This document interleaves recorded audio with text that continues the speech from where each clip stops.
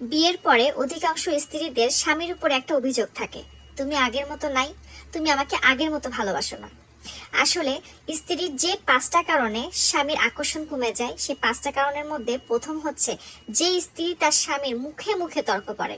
বিশ্বাস করবেন কিনা, আপনি যতই যুক্তিসহ কথা বলেন না কেন, পুরুষ মানুষ মুখে মুখে তর্ক করা একদমই পছন্দ করে না।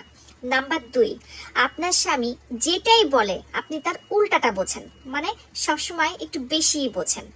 নাম্বার 3, আপনি আপনার স্বামীর পছন্দকে মূল্যায়ন করেন না, আপনার মতন করে আপনি চলাফেরা করেন, তার পছন্দ মতো না। নাম্বার 4, আপনার স্বামীর মতামত নাই এমন একটা কাজ আপনি জিদ করে করতেছেন, যেটা হয়তো আপনার জন্য জরুরি, কিন্তু আপনার স্বামীর মতামত নাই, আপনার স্বামী আপনাকে নিষেধ করেছে। নাম্বার 5, একজন স্বামী খুব সঠিকভাবে, নিখুঁতভাবে, পারফেক্টভাবে সব দায়িত্ব পালন করা সত্ত্বেও যে স্ত্রী শুকরিয়া আদায় করে না, সন্তুষ্ট হয় না এবং কথায় কথায় সন্দেহ করে, সেই স্বামীর ভিতর থেকে সেই স্ত্রীর জন্য আকর্ষণ কমতে থাকে এবং স্বামী পরিবর্তন হতে থাকে। আপনারা সবাই চেষ্টা করবেন এই 5টা জিনিস থেকে নিজেকে দূরে